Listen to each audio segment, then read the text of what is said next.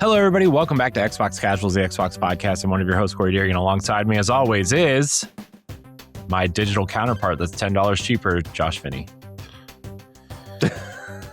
You know, it took us a while to get there, but we got there, chat. We got there. Well, let's not get too ahead of ourselves. It's one company that's doing this. I also hilariously was the first company to decide they were going to charge the $80 game. It's $80 for Mario Kart. And also spoiled the fuck out of their own movie this morning. Yeah. Dude, I was so mad seeing that. I was like, are you kidding me? Like, are we dead ass right now? Like, I'm walking into a meeting and I'm sitting there because I'm the only one there. I'm waiting. It was a one-on-one meeting. And so I'm scrolling my phone, of course, like you always do. And I see 7 tweets in a row confirming a certain character is showing up in the Super Mario Galaxy movie. Yeah, I thought it was AI at first. I thought it was too. And then I looked at who tweeted it and I was like, oh shit, that's not fake. Wow. I mean, to be fair, it is Illumination. It still might be some version of AI. But... Well, it was from IGN, so I had to figure out if it was real or not. And then I literally scroll down and I see Wario64 tweeting it. I see VGC tweeting it.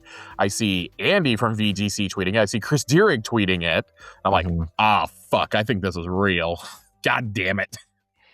Yeah, it is most certainly real.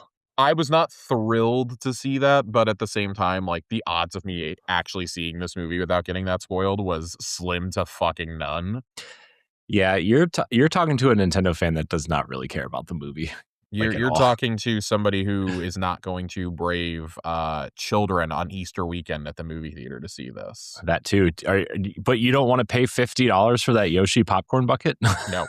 It's $50. Dude, listen, inflation's hitting all of us, okay? Even dinosaurs. Man. I did go to the movies this last weekend, and let me tell you, Corey, I saw the best movie I've seen in a hot minute. I went and saw Project Hail Mary, which is a phenomenal movie about hope and, I guess, humanity. In a lot of ways. It's very much Ryan Gosling, like, by himself for large portions of the movie. And for anybody who's read Andy Weir's previous novels, The Martian, which I think a few of you have probably heard of, and Artemis, this is kind of what he specializes in. Like, so much of The Martian in the novel is, the astronaut, God, I'm blanking on his name. Matt Damon. Matt Damon. Yeah, we're just gonna call him Matt Damon. Matt Damon being left behind on Mars. And the movie very smartly expands upon the efforts on Earth and interspaces with them and this and that, and made the book a lot more coherent for an audience. And Hail Mary very largely does the same thing. It's not 3 hours of preaching astronomy and astrophysics at you. Ryan Gosling said that the author was like dictating how things needed to be written on the whiteboard because the science has to make sense, he said. Mm-hmm. And that's something that Andy Weir has really, really prided himself on, is like, yeah, no, the science is like real. That's why, like, in The Martian, we have a 5-minute montage of him figuring out how to Mark Watley, that's his name. We have a 5-minute montage of Matt Damon, Mark Watley, making his potato farm in The Martian, right? Mm-hmm. Instead of like, oh, there's like chapters of this shit. Okay. It's like cutting out in Game of Thrones where there are entire chapters where George R.R. Martin is describing the countryside of fucking Westeros. Yeah. Well, that's like the Tolkien stuff too, right? I mean, that's literally what the Silmarillion is, right? Like, just backstory and like history and all that. So the Silmarillion is a little different, I would say. Like the Unfinished Tales, I would say, is more of what that is, and like the appendices and whatnot. But yeah, it's kind of wild. It's crazy. I'm not upset about it. It's just like, what are we doing here? Yeah. No, I get it. Yeah. So not upset about it at all, though. I really, really enjoyed this movie. It's fantastic. I don't want to spoil it for anybody, but I really, really encourage you to go see it, even if you're not interested in science fiction. It's very cool. And it's set around Tau Ceti. We've been spending a lot of time on Tau Ceti lately. Oh, really? Yep. Yeah, no, dead serious. Dead serious. It takes place in the largely in the system that Tau Ceti is in. Oh, I didn't even know that was like I didn't even know Tau Ceti was like a real place. Yeah, Tau Ceti is a very real planet. Yes. Shows how much I know. I think that's awesome, honestly. I mean, that is cool. Super cool. I think it's awesome. So I really, really, really, really like this movie, though. This is just a stupid good movie. Good. I've also been watching space stuff, Josh. What have you been watching? Power Rangers in space. Oh, I fucking hate you. I really have. I hate absolutely everything about what you choose to be. Why are you like this? I don't know. The internet asked me that a lot too. This is unbelievable. Mm. Yeah. I really encourage you guys to go see it. It's an awesome movie. I'm gonna keep talking about it for a long time. I want to buy the Lego of the Hail Mary. And there's just like there's so many like little things. One of my favorite little details about this that I didn't even think about when I was reading the book. The book came out 2019. 2019, 2020, somewhere in there. And because I remember reading it when it came out. My copy is tattered and destroyed essentially between water. It actually got damaged when my apartment flooded. Ooh. That was one of the things that was sitting on my desk, and that was one of the only things that actually got ruined besides my desk chair. I still have that copy of the book. I'm gonna replace it with a nicer copy now, but yeah, it was awesome. My girlfriend's never read the book. Really, really enjoyed it. She loves The Martian though. She liked the book and loved the movie. So we're crossing our fingers that Artemis is next. I think Artemis will be a lot of fun, but this is one of those rare movies that I will pay to see a second time in the theaters. Specifically, I'm going to go see it in the fancy 70 millimeter IMAX. There's only 32 of these theaters in the world or something like that, and one of them happens to be 15 minutes from my house. So I'm making plans to go see it again. No joke, I will probably have to go to like a 2:30 in the morning showing to be able to get tickets for this. Because it's so sold out, but totally worth it. I can't wait. I love this. I love this fucking movie. So Cool. But with that being said, Corey, we do have Xbox to talk about tonight. Let's talk about some Xbox. Because should we talk about some Xbox, Corey? Are we going to bundle it with Netflix? It's highly possible that we will. I mean, I guess we should start there before we get to the direct today, which I kind of forgot was happening, even though 3 different people texted me about it yesterday. Yeah, I kind of forgot about it today too. I was in meetings all day. It's not a great time to be working in consumer electronics or anything that involves oil and sulfur, let me tell you. So, not great. Not great, guys. Not great. I have to deal with a lot of defense contractors, and none of them are happy with me right now. Yikes. There was a rumor going around yesterday or Tuesday. It was either Tuesday or Wednesday going around that Asha Sharma has already started having conversations about making Game Pass more valuable and reducing the cost, maybe trying to bundle it with some stuff. And the rumor we heard going around was Netflix, which is hilarious because Netflix just announced a price hike literally 2 hours ago. Mm-hmm. Another one now to get base Netflix with no ads is $20 a month. I know. I cannot begin to describe to you how much I am begging. I am begging Chelsea to let me go to the ad-supported tier, which I believe is only $8 or $9 now, even with the price hike. It's $9.99, I think. $9.99. I'm begging her to let me go to that because she won't let me cancel it for whatever reason. She won't let me cancel it, but she's not using it, which is bothering me. So I'm like, dude, you're the only one who uses this. We need to get rid of this if you're not going to use it. I'm like the dad who wants you to turn off the fucking lights. So I'm not happy, man. I'm really not happy. I mean, I wouldn't be either. No, I'm super annoyed right now. But it is what it is. I will get over it. Everything is so expensive now. So if you're going to try and reduce the overhead cost of Game Pass, fine. It really feels to me like maybe Satya is willing to do this because, oh, hey, we're going to lure them in with a false sense of security and then AI the shit out of these guys. But also, I found it really funny that news came out pretty much right as the Sora AI thing from OpenAI got shut down, probably because of all the fucking lawsuits. Yeah. And Disney pulled their funding too. Disney pulled their funding. Well, they pulled their funding when they got the news that was going to shut down. They were working on stuff as recently as 12 hours before that shutdown. Yeah. So, but OpenAI lost billions on that, which means the economy lost billions on that. I don't think I need to tell you how many people are so deeply invested in AI right now. And that's why I'm they quite keep aware pushing as it. somebody who works for a company that is okay, literally, I know you're aware. literally building an AI platform. Oh God, that's a nauseating sentence for me to hear. I did not like anything that you just said. I'm sorry, Josh. I was not a fan. I was not a fan of that string of sentences that you just put in front of me. So yeah, if you wanna make it a better deal, fine. I don't understand why we've gotten to this point, I guess, when it comes to bundling, because you look at Disney. Disney has Disney Plus, Hulu, ESPN. You can bundle HBO in with that. If you have Amazon Prime, you can add an HBO subscription. You got all these other subscriptions. Like, it's basically just cable at this point. Mm-hmm. I would almost rather have cable, honestly. Genuinely. I can't believe I'm actually saying those words. I was so on board. Like, I think a lot of people were. I was a pretty early adopter of streaming services.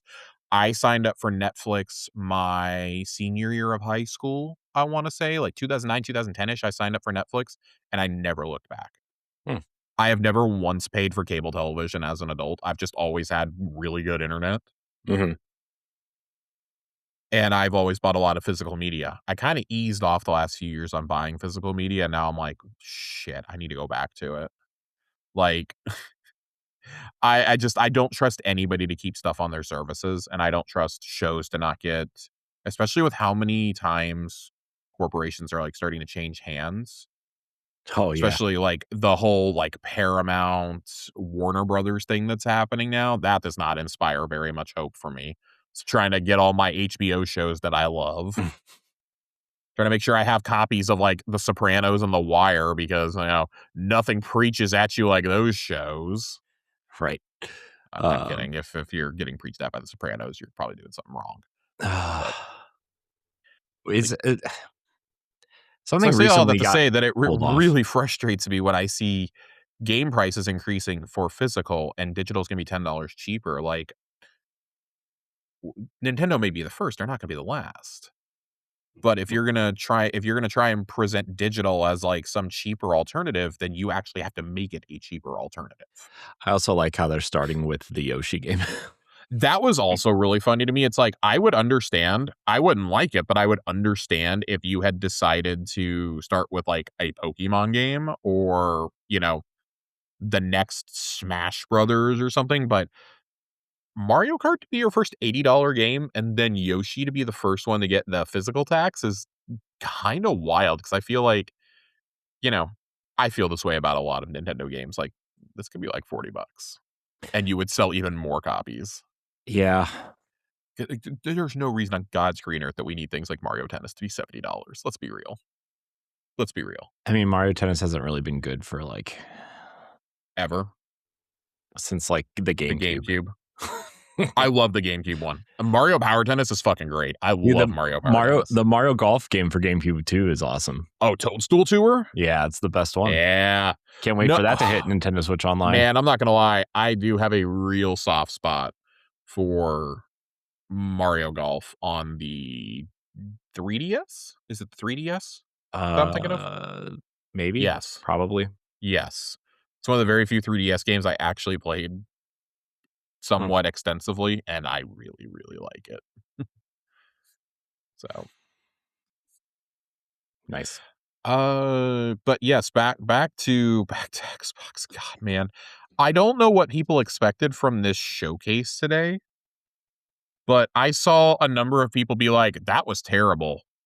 And like, okay, let's put things in perspective here. It's a partner showcase. For one, it's a partner showcase. Okay. There's nothing we can do about that. And like, I saw a lot of complaints specifically focused around Stranger Than Heaven, which is the new IP from RGG Studio, the makers of Yakuza, Mm-hmm. being really upset that it was a very quick teaser that said basically come back on May 6th for a focused direct. Why is it not a problem when other people say, hey, we're going to have an extensive look at this game in like 3 weeks or something, but it's a fucking problem here? I don't get it. Is it because we didn't get like a full trailer or what? Because people get mad at everything. It's very weird. It felt like a very random thing to get upset about. It's like most of the people I saw complaining about this are not even going to come close to touching this game. So, sure. Okay, guys. I do think that if you're looking for a reason to stay subbed to Game Pass and you're looking for value, this probably inched you in that direction. Because overall, like they showed a lot of games today. We'll go through each of these games, but a lot of these just say coming to Game Pass, coming to Game Pass, coming to Game Pass. Like Alien Deathstorm coming to Game Pass. Stranger Than Heaven, that was the big one for me. Brand new IP, brand new AAA game coming straight to Game Pass. Hades 2 coming to Game Pass in 2 weeks. That one's not as big of a surprise, I guess. Bluey's Happy Snaps. Yeah, my kids are excited for that. Eternal Life of Goldman is coming to Game Pass. The Expanse, I'm super stoked about the Expanse game. That's coming straight to Game Pass next year. And we're getting a beta in April. A beta a full year out. I like it. I like it. A I'm real a fan. beta. No way. Yeah, I'm a fan.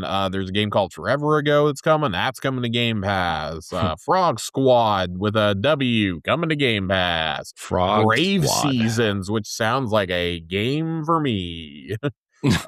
Coming to Game Pass. Yeah, I can literally just keep going because most of this was, it's going to Game Pass, coming to Game Pass. Almost everything was Play Anywhere too, I think. Yeah, well, I think anything that comes to Game Pass has to be Play Anywhere now, right? That's the rule. I think so, but even outside of that, just about everything was a Play Anywhere game. I mean, they probably make that clear now with the direction they're going with their box, right? Sure. Like they probably. And we talked about that last year, that we felt that was a thing that was happening. Mm-hmm. So yeah. I'm here for it. Anything that you want to bring over, but Corey, I mean, Wuthering Waves is obviously the biggest thing. That's obviously the biggest thing coming to Game Pass. I mean, yeah, that free I'm to actually play like game kind of not Pass. joking. That's actually such a massively popular game that you must get something for getting it on Game Pass because that's a free to play game, right? Yeah, basically so the other Hoyo Genshin and Zenless Zone Zero, I think, all have Game Pass perks. Yeah. I think that's what it is. Yeah, I was going to say, because I was like, that's a free to play game. I don't understand. Cool, why that's... whatever. Sure.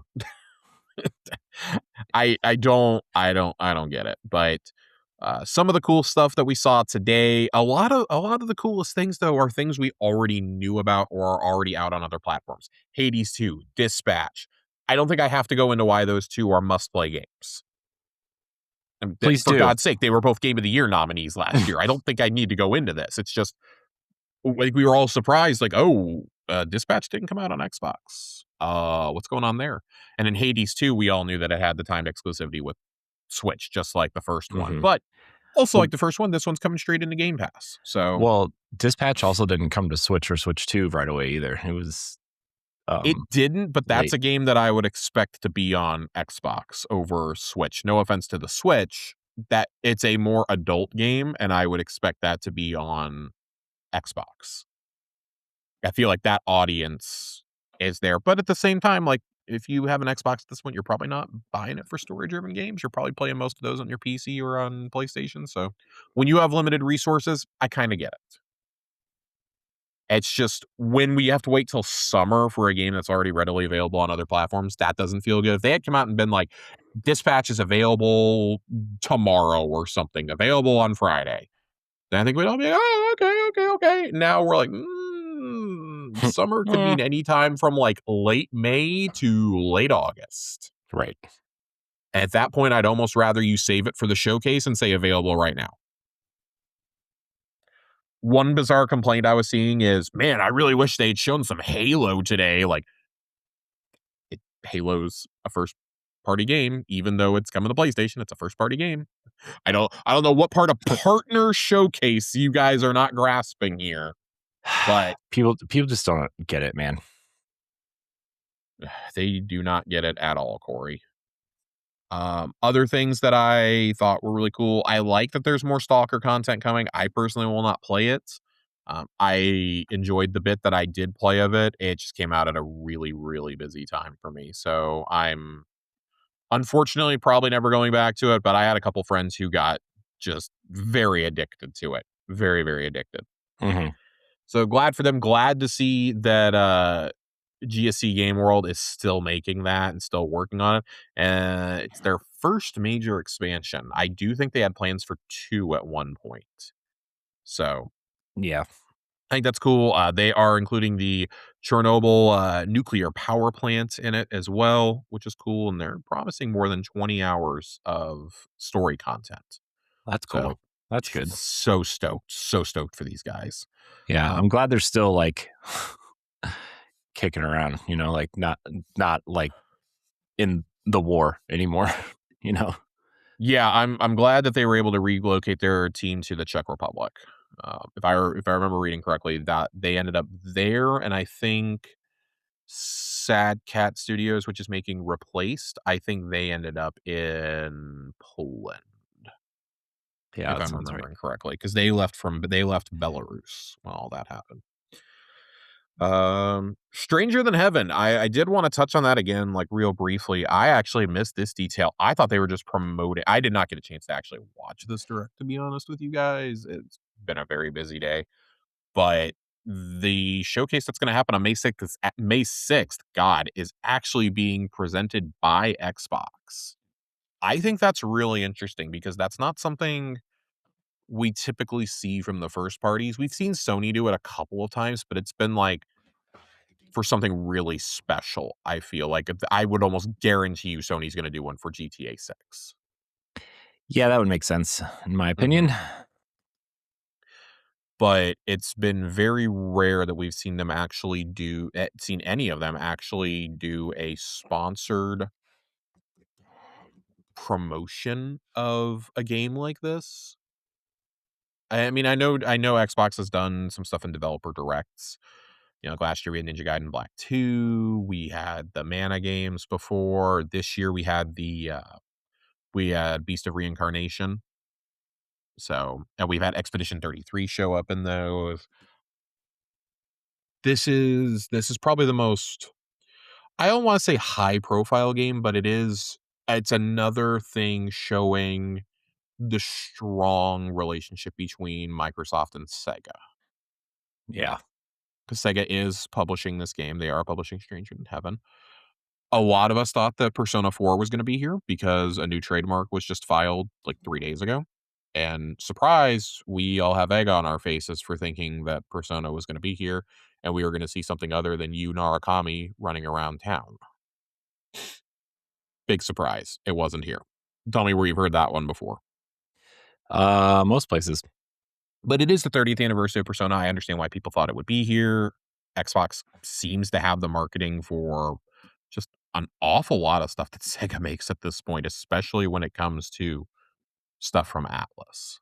So they had Metaphor. They've had a lot of the Persona. Basically, since Persona 5 Royale got announced for Xbox, they've had pretty much every Atlas game except for maybe like Soul Hackers 2 Mm. might be the only one they didn't have. Feel like they've had No, pretty they much had Soul every Hackers too. That was like the one that they had that was weird. I remember that that Xbox did specifically. the promotion for. Yeah. Oh, I completely missed that they did that It then. was Okay. because it came out the same year as the ports of 3 and 4, I I think. knew it came out. I knew that it came out. I just didn't Yeah, because it was on know. Game Pass for like 6 months. I knew it was on Game Pass. Yeah. I just completely missed that they did the promotion for it as all. Interesting. Okay. Well, at any rate, I'm really, really glad that they're continuing to get some promotion there. Rebirth is coming soon. Final Fantasy Part 3 has been confirmed to be day one on Xbox game, not on Game Pass, but a day one game. I find it very interesting that it took Xbox failing 2 generations in a row to finally get JRPG support, but that's just hilarious to me. And part of me thinks it is because they're gonna be making the push into PC more and more. So they're Mhm. kinda like, "Oh, well, we might as well." Like, Sega had nothing to lose. They had everything to gain by selling more and making these Game Pass deals for things like Persona and, Metaphor coming 6 months later and whatnot. So, still crossing my fingers and hoping for that Persona 6 reveal this summer. Guess we'll Uh, see. Super Meat Boy 3D. Oh, I can't Uh, wait for that, dude. yeah, you're about the only person. March 31st. It's pretty quick, actually. Yeah, that is 5 days from now, coming straight into Game Pass. Yes. Can't wait. Uh, Can't wait. want to touch on some Super of these. Meat There's Boy is an all-time great. do you care about Serious Sam? No. Good, neither do I. Hunter the Reckoning, not something I care about either, but I will echo what I saw a few folks saying, that they do appreciate that it's become the norm at an Xbox showcase to, whenever they show what Xbox platform something's coming to, like, a Series X, Xbox on PC, Xbox Cloud, like, that they also put, like, PS5 and Switch up there, or Steam. I Mhm. do appreciate that because I think that makes it a lot easier for people who go and watch the trailer and they don't have to sit there and play the guessing game or wait for a press release to come out 2 or 3 days later. Atlas actually did this with the Persona re-releases. They did not announce that they were coming to Switch right away because they legally were not allowed to for, like, 36 hours or something. Jeez. Yeah, it was, like, in the marketing clause from Xbox or something like that. So, I like the Xbox seems to have eased up on that just a tiny bit. And we're seeing more and more of that with their showcases of, "Oh, yeah, by the way, we're just gonna go ahead and tell you when something's coming to a platform," and that way you don't have to sit there and have the endless speculation of, "Oh, well, will this game actually make it over? Oh, it's gonna be a timed exclusive." Like, no, we're done playing guessing games. I appreciate that. Hades 2, again, don't think I need to say anything more about Hades 2. Very excited, very, very excited. I bought it for my Switch, I played a little bit of it and just didn't get to keep playing, unfortunately. Came out at a very bad time for me.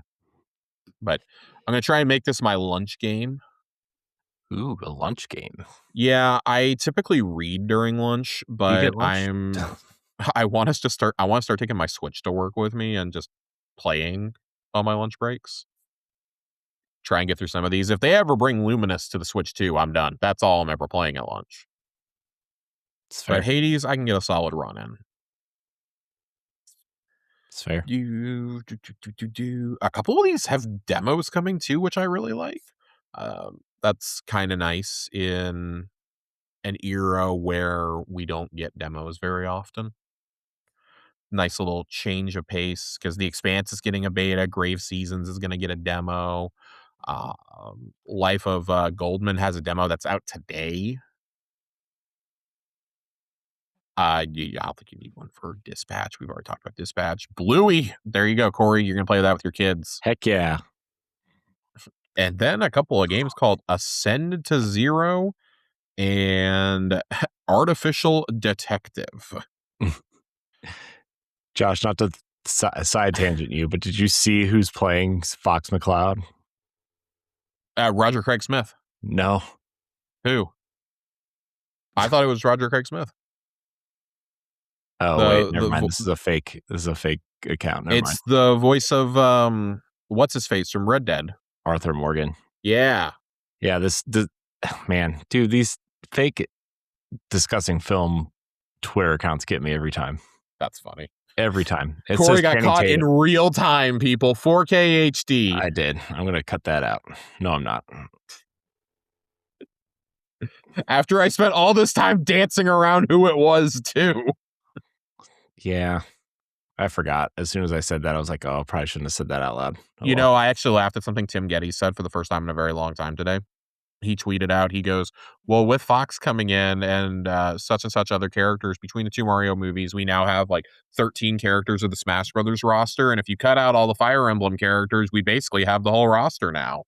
Mm, that's true. I had a lighthearted chuckle. Hmm. But also, like, seriously, there's so many Fire Emblem characters in these games. There's not that many. I think there's like 10. There's like a baker's dozen, Corey. Trying to Roy, Marth, Lucina, Robin, Byleth, Corrin, Ike.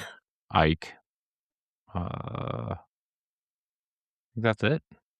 No, there's at least one more. Corrin. We're up to 8. Yeah, I don't know, man. There's a few. Google help me. Be careful.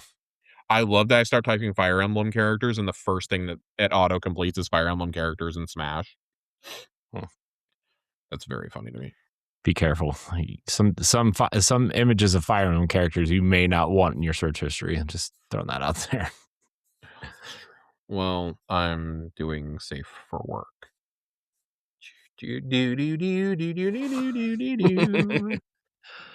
Marth, Roy, Ike, Robin, Lucina, Corrin, Crom, Byleth, and then there's a lot of assist trophies. So there's 8. There's 8 characters. There's multiple assist trophies and background characters and things like that. My point remains. That's fair. There's too many Fire Emblem characters. There's not enough Fire Emblem characters. Okay, Sakurai. You gonna charge me $50 for some Kirby Air Rider amiibo next? Look, we don't have Eliwood. We don't have Lynn. We don't have Hector. Okay? We don't have any of them. Okay. We don't have Edelgard. Okay. We don't have Dimitri. That's one of them 3 houses characters, right? I mean, if you're going to put somebody in there, put Sothis in at least. Yeah. Man, Fire Emblem. I can't wait for that new one. I am actually very excited for that one. I wonder if that'll be $10 cheaper. Can't stand you. I'm serious. What if no? You know what's gonna happen? Fire Emblem's gonna be $80, and then it'll be like, oh my god, $70. I would be so mad if they tried to pull the $80 shit with fucking Fire Emblem. They're gonna do it. You know they're gonna do it now. Dude, just like, or they're gonna get you on that collector's edition. Good, I won't be buying it. Oh man, their collector's editions aren't very good though. Most Nintendo ones are not that good. I don't know how to tell you that delicately. You're talking to somebody who doesn't buy Nintendo collector's editions. The only one I have is the Breath of the Wild one. It's literally the only one. Breath of the Wild one is so good. I'm so happy I have that. They called me a madman. Yeah, I'm like, I would rather just have like the game and like a nice art book at this point. I would too. I will say I did buy 2 other ones. I bought the Xenoblade Chronicles 2 one, and that book is gorgeous. That came with it. And then they did the same thing for Metroid Dread. I actually do really like the hardcover art books that they do with some of these Nintendo ones, as much as I'm bashing them. Yeah, I wish they were like bigger and normal size books. I don't mind them just because I actually do put them on my coffee table. I have a whole collection of books that are like that, so. But I like it personally. I will take that over the quote unquote art books that you get in a lot of these sets. Looking at you, Bungie, that are like 30 pages and paperback and are like, you know, the size of a mass market paperback. Yeah. Don't even bother giving that to me at that point. I don't fucking care. Don't give me a digital art book either. Fuck off. Yeah, what are these digital art books?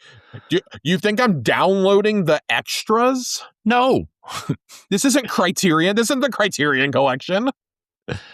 By the way, shout out K-Pop Demon Hunters Criterion collection. K-Pop Demon Hunters, man. I was really hoping that was going to be part of that 50% off sale that just happened too, and it was not. Well, it's not out yet. It's only up for pre-order, so.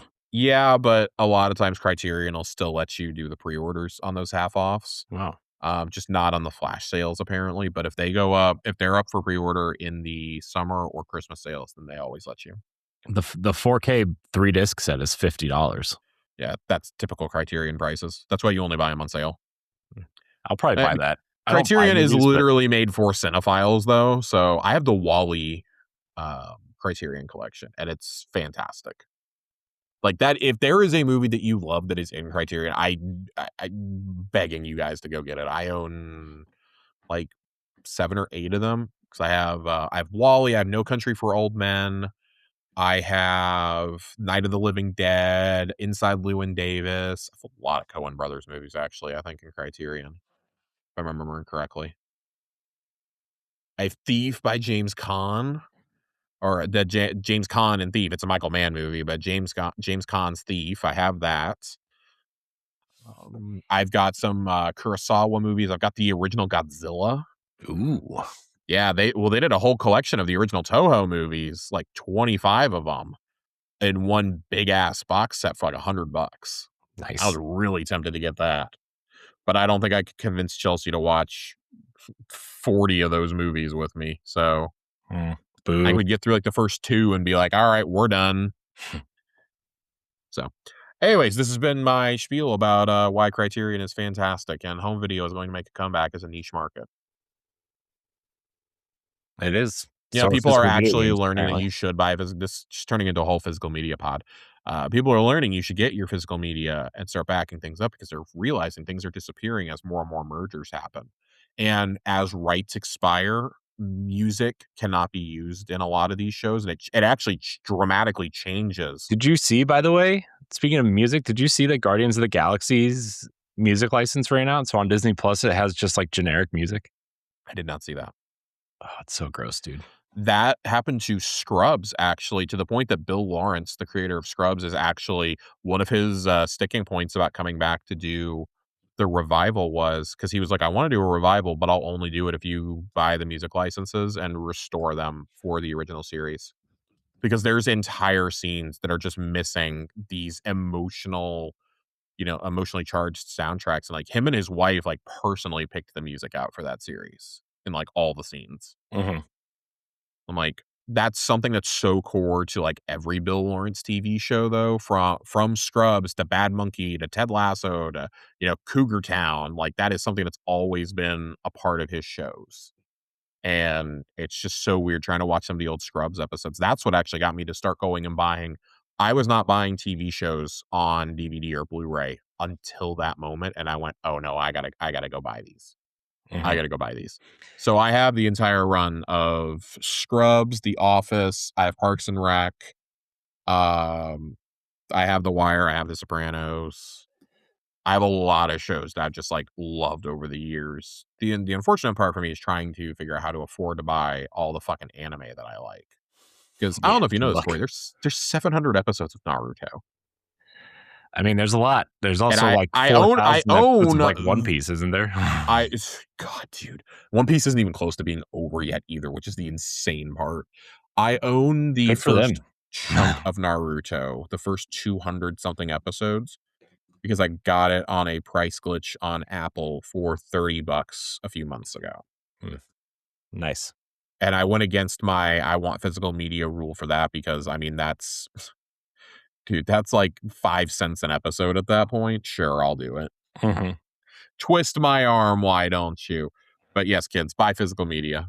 Back up all your digital content. I cannot emphasize this enough. It bothers me so much in the streaming era that, and I'm going to loop this back to video games. It bothers me that things can just get delisted with no warning. Like we're going to face that with Hi-Fi Rush sooner or later, right? The licenses will eventually run out on Hi-Fi Rush. Well, they did. They already did when Microsoft sold them to Krafton, and then Krafton had to renew the music. Oh, okay. I didn't realize it was that quick. It's one of the very few games, though, that I've sat there and gone, yeah, I'm probably just going to buy this on the limited run disc when I see it, even though I'll pay a premium, just because I want that experience to be preserved. Mm-hmm. But I also think in those instances, if you actually bought the game, I think it's there. I think that's how it works. It's if you're trying to play it through like Game Pass or something like that, then it would go away. But however you buy the game, I believe even if licenses expire, you still have them. Like that's why you can still download the old Forza games if you bought them. Mm-hmm. So, but it's like games like that, Tony Hawk. Like Tony Hawk's not the same without soundtrack, right? No way. So if Goldfinger's not in it, we don't want it. Crazy Tech. Can you imagine Crazy Taxi with like The Offspring? No, you can't. I mean, that's what was wrong with the 360 version of it. God. Remember when it came out to 360? No, because I never played it. I actually never played it. The 360 version had generic like generic Offspring ripoff music with no lyrics. No lyrics. God, dude, I love The Offspring so much. Still one of my favorite concerts I've ever seen. One of my first concerts I ever saw. All right, any more thoughts on this partner preview? I am looping it back. I know we got real off topic with the Criterion Collection and buy physical media kids, but anything we want to loop back to here? I mean, there's some games that look pretty good. I confused on why people are mad about it, but I get everything. why you would be upset if you were expecting like oops all bangers, because like the last time we had a state of play, for example, Control Resonant was there, right? Resident Evil Requiem was there. Like they've had a lot of the heavy hitters at Sony, and I think it's time that we accept, if you have not gotten to that point yet, that you're probably not going to get the big reveals at an Xbox partner showcase. Now, the summer showcase, I think you have a much better chance, but even then, I don't know how many big third-party reveals you're going to get. I really think, I mean, hey, it may be different with Asha in charge now, okay? I know we kind of got away from it because Microsoft had a reputation for doing that a little too much in the Xbox One generation.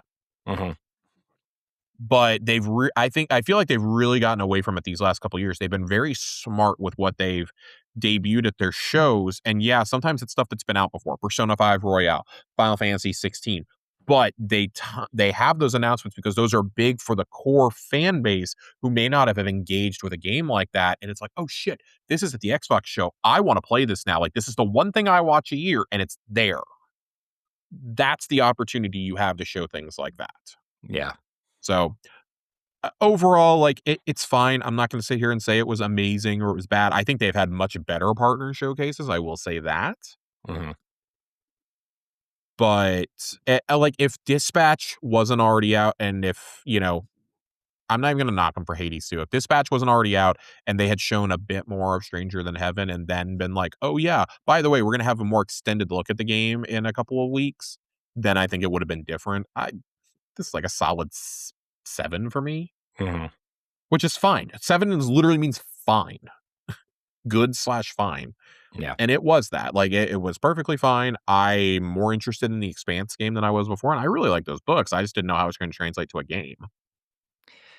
Excited that there is a beta coming. Yeah. Like, that's cool. Anytime you want to drop a beta on me a year in advance, I'm here for it. Yeah. At least it's not like the game's coming out next weekend and you're like, well, beta, surprise. God, dude, I'd be so mad. Just because betas are like that. Yeah. A lot of the time.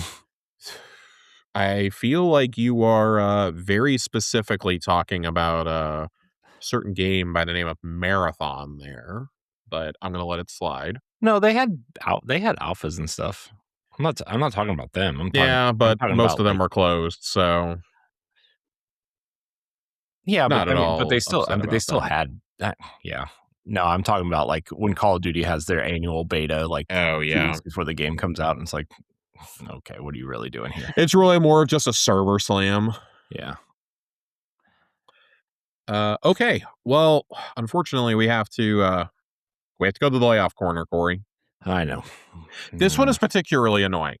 I'm going to say it. Epic Games laid off more than 1,000 employees this week, which is a lot.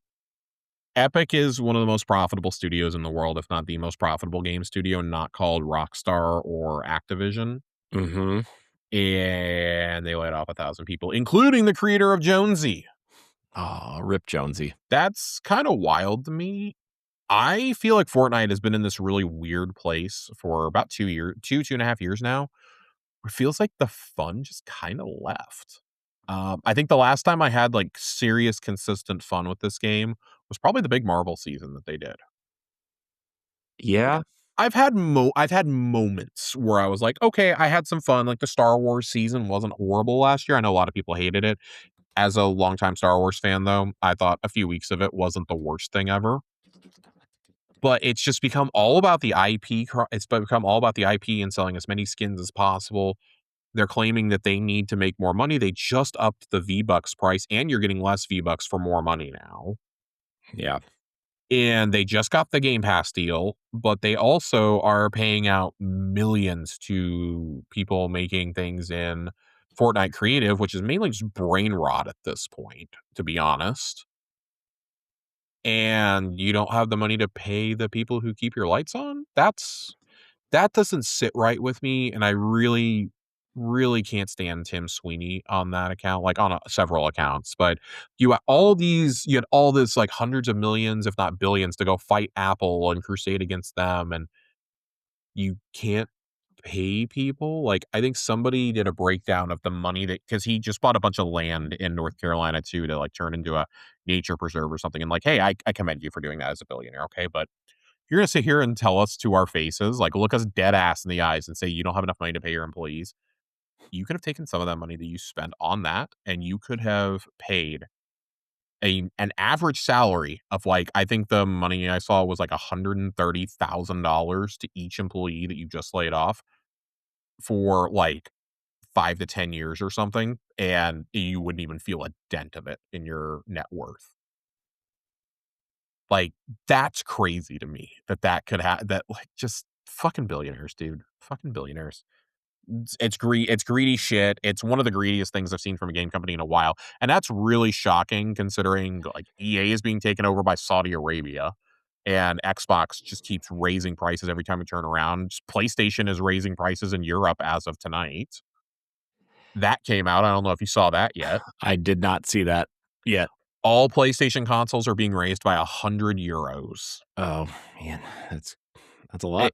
It it's a lot, and that's for them, I believe that's their second biggest market in terms of consoles. I know Japan is still, like, kind of important to them, but, like, they're closing down another studio. Bungie is apparently in trouble. I mean, we've covered that extensively on Tower Casuals, but Marathon isn't quite the commercial hit that PlayStation was hoping and praying it would be. Yeah. It's estimated, I think Paul Tassi was estimating it's at probably, like, 1.2 million sales, which isn't horrible, Yeah, I but think I saw it's 1.27 from somewhere. it's not our creators' numbers, which they very clearly wanted, Well, yeah, and I everybody think a wants our lot of creators' people are numbers. scared off by it's more PvP than that's a conversation for runner casuals, but it gets to a point where it's like, there's bad shit about all of these companies out there, and it's like, who's gonna be the least shitty at this point? Because, yeah, Epic may not be, like, one of the big 3 platform holders, but they're still, I would say, fairly influential in the gaming space between Unreal Engine and Fortnite. Mhm. It's arguable that you don't have crossplay as it exists right now if fans did not throw a fit over Fortnite skins that you bought on PlayStation not being unlocked on the Switch. Like, there's a lot of conversations to be had around how influential is Epic right now, but, like, if you're gonna do that, yeah, it's the same ones we used to have about EA, about I mean, Take-Two, it's about also Activision. like they're clearly, like, trying to run this store that nobody wants. They are still fighting I Google and just Apple. don't understand that. They're still fighting Google and Apple. They're paying all these companies to give their games away for free, right? It's not like, like Yeah. they're I was talking to LeRon last night. He's like, "Oh yeah, they give away like 2 or 3 free games a week." Yep. He's like, "I log in every day, every like once a week to get my free games." I'm like, 2 or 3 free games? That's not cheap. That's not No, it cheap. is not, my I friend. don't No, care it if is it's the not. smallest indie game. That's still not cheap. No. I don't get it. I don't get it. I don't understand it. It will never make sense to me. That was something that, I mean, we all knew it years ago that it was not working out for them, I mean, and they just keep on trucking along. that's just being stubborn at that point. Like, I don't know, man. It stresses me out. The fact that like they're like the mismanagement, right? Like, this is Mhm. what Laurent and I were talking about on Boss Rush last night. Like, these studios are so incredibly mismanaged, and it's not because they're not making money. It's because they're just stubborn and ignorant and just keep like this Apple Google thing has been going on for 6 years. You're not going to win. Just let it go. Just let it go. Like, just Yeah. let it go. Or like this store, you tried. It's okay. You failed. You tried, but you failed. It's okay. Like, Fortnite can just have its own launcher. Just let it go. You know, it was a nice idea and it failed, and it's okay. Yeah, it's perfectly fine to admit failure occasionally. Like that's part of what, but I guess that's probably why you don't want to, because that means that you're human. But also, like, you have two huge cores of your business that you still need to support, like Fortnite. Like, yeah, Yeah. player decline, but like, okay, well, spend that money and instead of fighting Apple and Google for the seventh year in a row, like, find some talented designers, either start spinning up a new game or like, I don't know, design some new modes for Fortnite, design some, like, have them get some skins in there. Like, you know what I mean? Like, Yeah. I would like to see them do something that's not Fortnite adjacent at this point. I mean, they bought Harmonix, for example, and Harmonix has been reduced to making Fortnite Festival, which fucking sucks. yeah, If you could be funding Rock Band right now. yeah, Like, I know that you bought Psyonix because of Rocket League, and like, yeah, Rocket League is still being supported and stuff, and I know that that still has a very, passionate community. Maybe let Psyonix build up their studio a little bit to make a second game. Why don't you guys work on like, I know that Unreal Tournament probably isn't what people want in today's day and age, but, like, you're gonna tell me you don't have an idea for another game? That it could Fortnite's be really though. just, It like, could be like the nice alternative it to could be. Fortnite. Like, it could be. I just don't think they're gonna allow themselves to do that, and that's a really frustrating part because that stifles the creativity you can do. Like, I'll be real, I know a lot of people got really upset and, like, kind of freaked out when Donald Mustard left, and I didn't quite understand it at the time, but he had left them enough, like, tangents and whatnot to do stuff with the story for, like, another year or 2. And Yeah. that's why I say about 2 years ago, it kind of feels like we started taking this turn of like, "Oh, this I don't like this. Hmm. I don't like this at all." It was when they started introducing all the other modes. Hmm. Yep. And, like, didn't care for the island as much. Really didn't like last year's. Definitely don't like this year's. I'm at a point where I've this is the all-time low since, like, shit, COVID that I've played. I don't know. I and a lot of people from, like, live events apparently got impacted too, and that was the one thing I think they still had going for them was the live events were still pretty good overall. Hmm. I really loved the Daft Punk experience that they did. That was awesome. The Yeah. Daft Punk experience is cool. They've done, some concerts in Fortnite. Those have been really cool. I know people always bring up Travis Scott. Okay, like, Yeah, but that was even like when 5 years ago at this even point. when they introduced the new modes, like they did it in collaboration with like Eminem. That was cool. Yeah. Like there's a lot of Lego Fortnite was actually a huge hit for them for a while, and then they just kind of stopped investing. So at a certain point, the buck has to stop with Tim Sweeney, and I just worry that he's gonna bleed. He's bleeding the Fortnite money well dry, and then is gonna use that as an excuse to say, "Well, see, people don't want this," because he wants to chase this insane idea of the metaverse, and I I mean, think I even speak Facebook for closed up their metaverse. bro, I speak for all of humanity, I think, when I say we don't fucking want it. He saw Ready Player One and took the wrong example away from Ready Player One. Yeah. So, like, where does it stop? I don't know, man. I don't know where any of this stuff stops. It's just, I don't either. I mean, this is exactly what we were talking about like a year ago at this point, I think, Yep, Josh, where like we're seeing the the big companies kind of they're starting to tumble, but we're seeing yep. like these, you know, small, not necessarily indie devs, but like single and double A games kind of rise up from that, Arc right? Like, Raiders, yeah, like Arc Raiders and um Helldivers. yeah. I mean, we're just seeing all these smaller Yeah. games just kind of take over, and it's really nice to see that, even though like these big conglomerates are falling and failing, Mhm. like, it's nice to see these double A games kind of come up through the ranks, and Japan kind of hitting its stride again with, Capcom's killing it, uh Capcom and Atlas are absolutely slaying it and out. I would say Konami looks Sega like as a they're kind whole. of back, Yeah. like Japan's hitting their stride again, and it's just like, man, And I want to Someone's got to clarify do it. the Helldivers comment. Like, I know that there's inevitably gonna be somebody who's like, well, that's a first party Sony game. Like, yeah, Sony funded it, but Arrowhead is not a first party studio. Yeah. Sony owns the Helldivers IP. There's a difference. Yeah. The next Arrowhead game you see will not be Helldivers. I can guarantee And you like that. things that we always point out, like bigger studios that are under these umbrellas getting to make the passion projects that they like. We talk about Obsidian a lot on this show. Pentiment a great example. Kiln is coming out this next month. That's a good example. I would say South of Midnight is kind of on the higher end of that, but like Uh-huh. Expedition 33 took the world by storm last year Yeah. and was game of the year.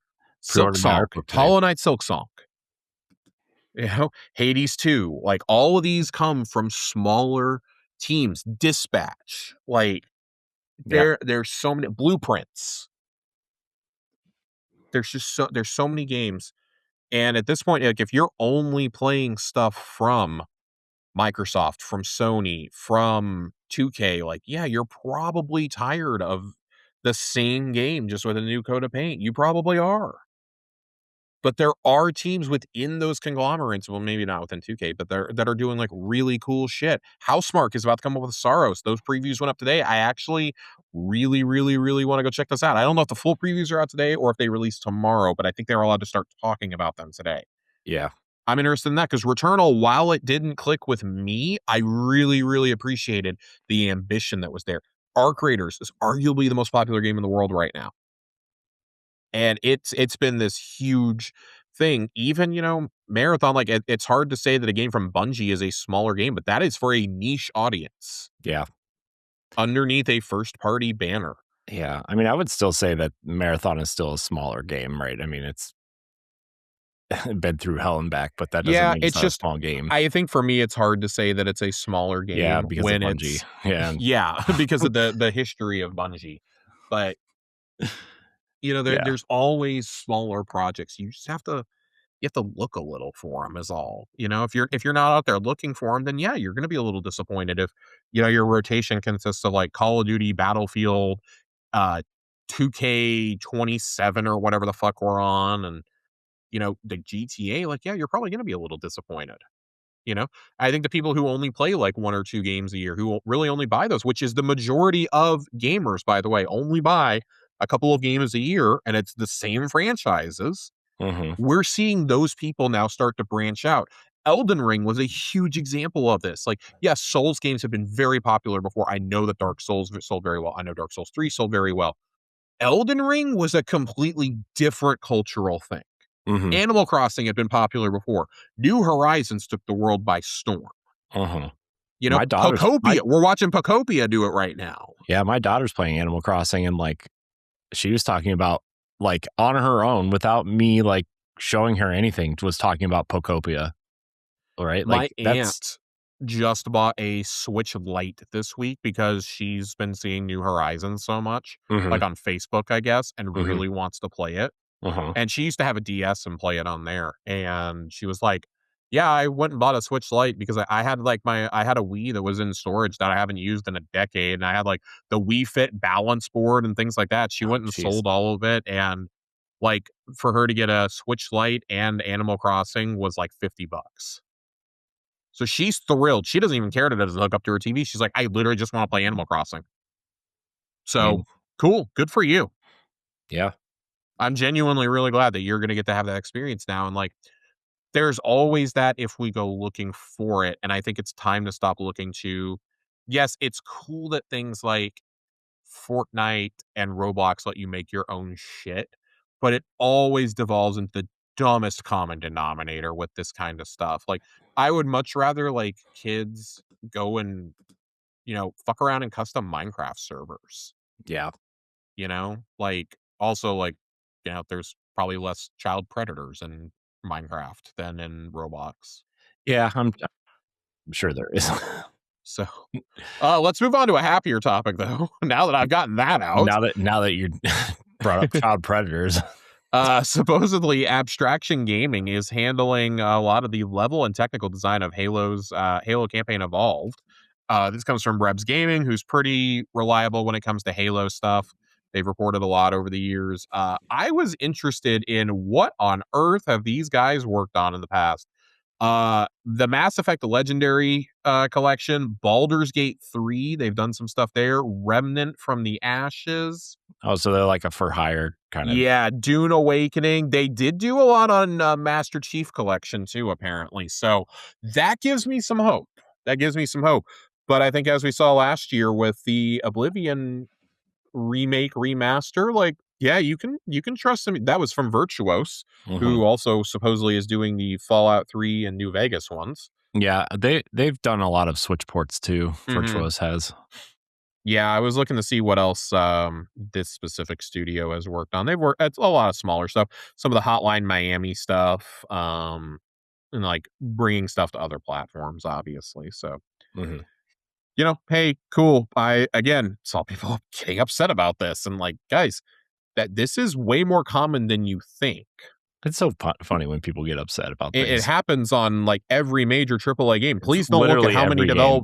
do not look at how many developers worked on The Last of Us Part 2 if you're I going to get mean, upset about this. don't watch Ubisoft credits at all either. Oh god, dude, Ubisoft, we need like bathroom breaks to be able to watch all those credits. I'm a very firm believer in watching all the credits too, and just Jesus Christ. So that's kind of cool. Kind of hoping that means that we're gonna get a. Kind of makes me hope that we're gonna get some news here pretty soon. A little interesting detail that Rebs drops here though. Started co-development on Campaign Evolved in summer 2023, was acquired in January 2025 by Virtuos, Oh, and then returned to independent ownership in December 2025. Don't know interesting. what happened there. People are scaling down. I don't know. But, well, Virtuos does have like 7,000 employees or Yeah, I something. mean, they have like a new something every like 6 months. Hmm. I will say I would rather have this though than bring people in for, 18 months and then get rid of them like Microsoft's policy was, which is part of why Infinite was so disjointed and first party efforts were so disjointed there for a while. Mhm. But as much as I would like for this to be the game that you put out this fall to go with the 25th anniversary of Halo and Xbox, I just can't see it happening. You're not putting it out the same week as GTA. You're just not. Mm-mm. You're not.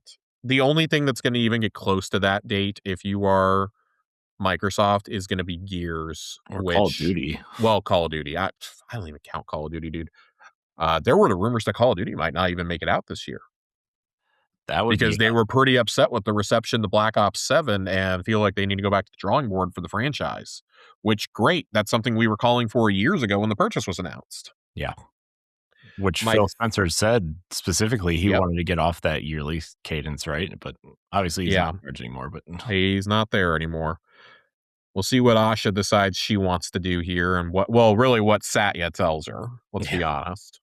I'm not saying she's not capable of making her own decisions, but I feel like a decision like that is going to come from the top. yeah, it's That's the probably one thing that Satya knows about Xbox is Call of Duty. yeah, that's probably a safe assumption. How much Call of Duty do you think Satya Nadella has played in his entire life? Oh my gosh, less than we've been podcasting tonight. Do you think that has he played enough to warrant has he played enough Xbox to warrant wearing the Xbox hoodies that he wears occasionally?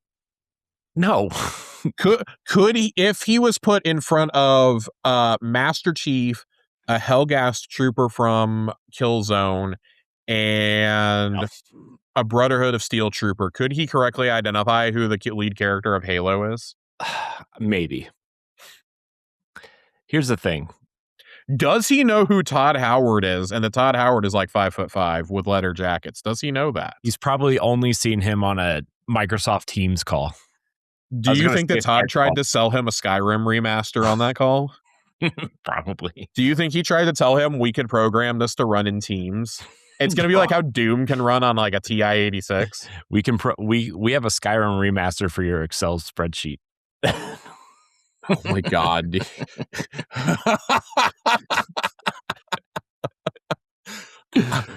I used to be in corporate America, then I took an arrow to the knee. God, I hate you so much.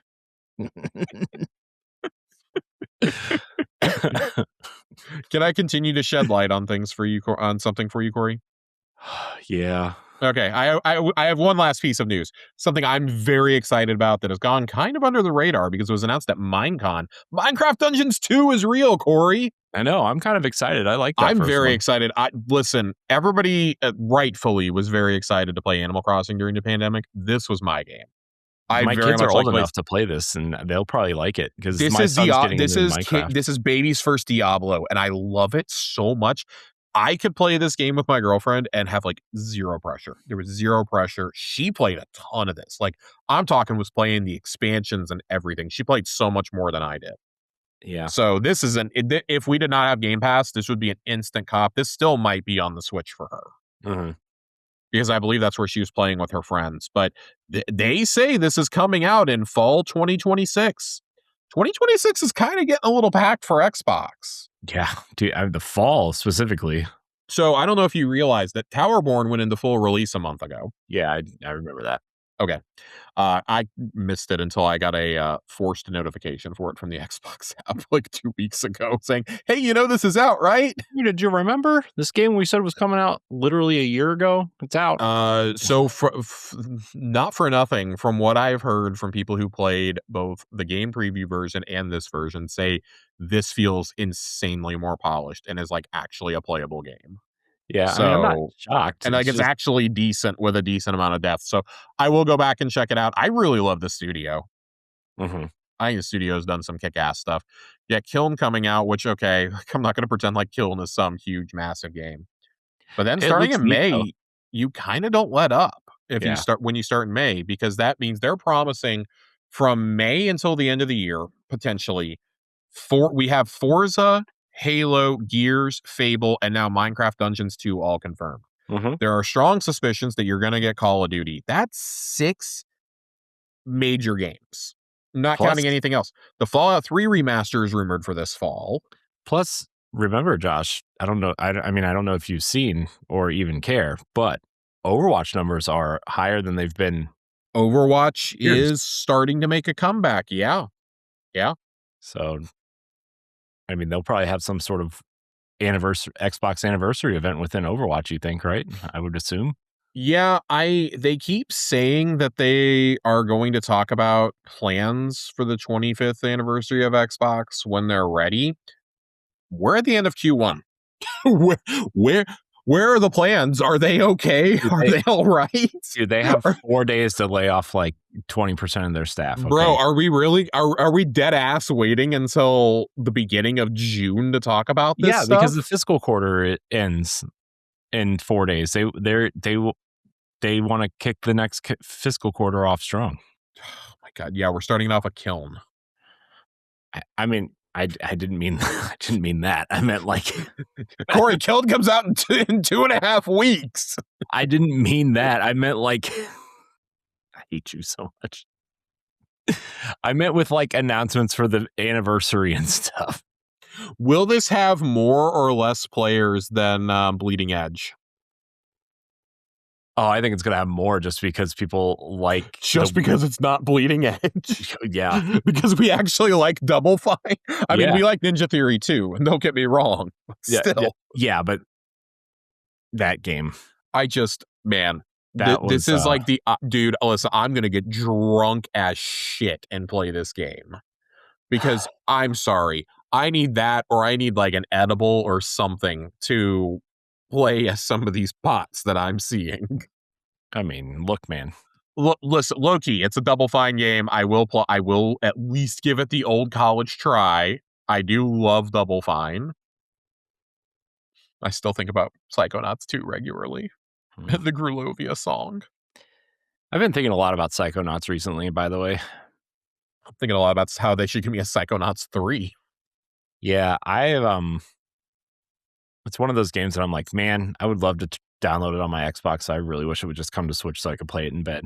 It is one of those games that the further we get from it, I think the more that I think about it. Yeah. And it was arguably my game of the year when it came out. hmm So I just love that world. I Yeah. love that world so much. It's I like so much of what Tim Schafer has done, though. Like Psychonauts, Grim Fandango, Full Throttle, Costume Quest, like Oh man, Brutal Legend. Costume Dude, I Quest would is take a great. Costume Quest 3 so fast. Yeah, dude. Costume Quest is great. There's so many things that I love that Tim Schafer has done in his career, and that's why, like, I will continue to play any and all of them. I really wish there was a way they could get the Psychonauts VR games onto Xbox, but Yeah, I wonder. there's not, Yeah. apparently. So that's kind of a bummer. Like, he was one of the only ones who, like, really bought into VR, and, look where that got him. So, Yeah. That was a PlayStation VR exclusive, right? both of them. Yeah. Yeah. Yep.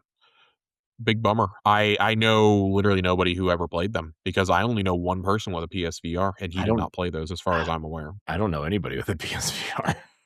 I know one person who has PSVR 1 and 2. He has both of them. I knew a couple other people who had PSVR 1s, but they sold them eventually, or they only kept them for Beat Saber, one of the 2. Mhm. And then I literally one person with PSVR 2, and I don't even think that he uses it that much. He uses his, Meta Quest way more. Which, to be fair, the Meta Quest is if you're gonna get a headset, that's probably the one to do. I can't believe I'm actually, like, endorsing a Facebook product, but that's kind of where we Well, are right now. they're shutting a lot of that stuff down. Even the VR stuff? I didn't think I they were shutting mine down the VR stuff. my nephew is super into the Meta VR stuff, and Wow. he said that he's scared that they're shutting the store down because he Oh, won't be able to well, access his garbage rip-off games. interesting. Yeah. I I didn't mean, think they would. I don't know if they are for real or not, but he is definitely talking about it. Um, so I don't know. He loves that thing though. Like he begged for one for years and he finally got Mhm. one and he loves it. But he's really scared that they're gonna take the store down. It would surprise me if they did though, like at least soon. But it is Facebook, so who knows? Alright, Corey, do we have anything else we wanna address before we get out of here? I don't know, man. Are you playing anything besides Marathon? Not really. I haven't had a lot of time lately. Yeah. The very little time I have had has been spent playing Marathon. I am leveled up enough with gear and level wise to do a few cryo archive runs this weekend. So I'm really looking forward to getting in there and just trying it out. I was watching friends do it last weekend, and that is one of the absolute most batshit insane things I've ever seen from Bungie. And I wasn't even like I haven't even watched the runs of people fighting the compiler yet. This is Yeah. such a fucking cool game, and I really wish it resonated with more people. Like, I saw a take today on Twitter basically saying, "I really wish that Bungie will consider making a PvE mode for Marathon." And before people, like, came screaming, he was like, "Let me plead my case here, that it would be a way to get new players invested and interested in the world and in the game. It would give them a chance to do some of these contracts without having other players basically chase you down." Now, I understand that that's part of the game. Okay. I'm not advocating for that, but it would let you get comfortable in the game and let you get comfortable learning the maps, get some gear to try out stuff like Outpost and Cryo Archive. Mhm. I think that is a decent idea. I've said that I would love something PvE set in this world. I think that the AI enemies are punishing enough Mhm. and smart enough that I really would love a single player experience of some kind. I'm not even saying like I would like a story based experience personally if I was going to do that. Mhm.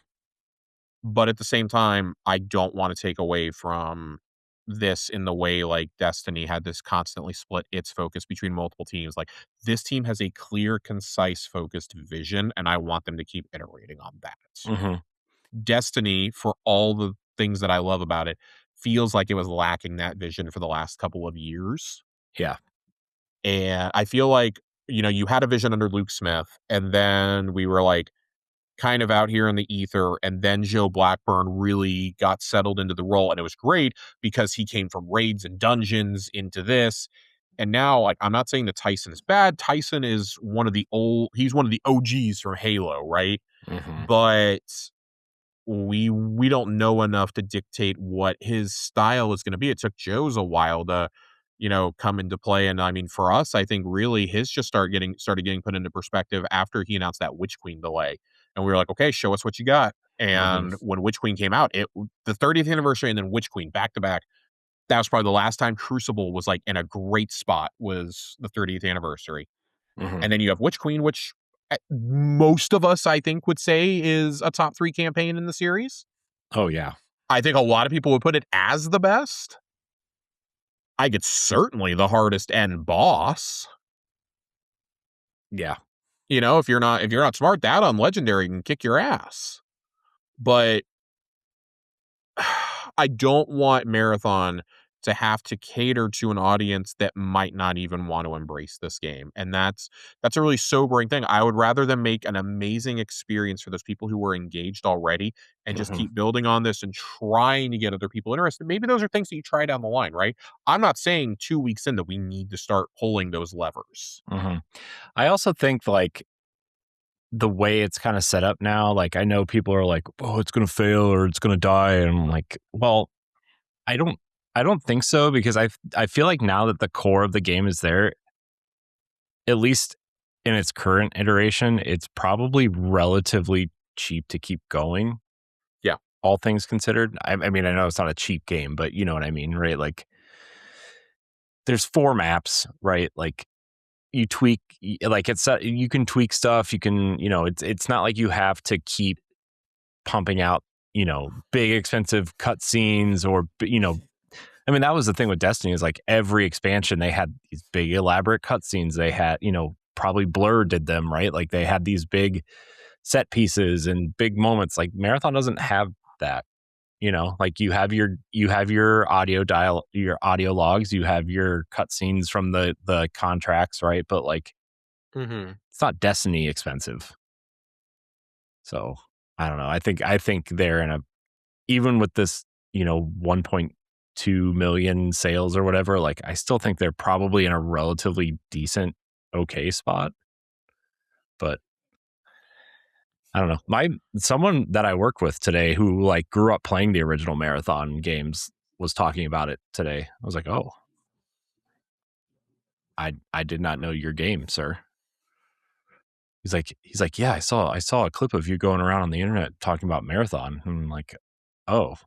He's like, yeah. He's like, is it back? I'm like, yeah, Marathon's back. He's like, oh, that's cool. I'm like, yeah. Oh, man. Yeah, again, Marathon continues to just be a fucking blast. Mhm. I don't even care that I'm losing my gear when I go in there. I'm I just know, having I fun. don't I'm either. having fun with my friends right now. But I do think that like focusing on some of those like yes, you should focus on the main contracts, but man, just leveling up your factions helps so much. I love going in there and just doing like leveling up and doing the contracts. Yeah. That's like my favorite part of the game right now. Yeah, I don't know how I feel yet about all that resetting every season. Not the biggest fan of that because it's gonna be really hard for me to go back to life with no knife upgrades, let me tell you.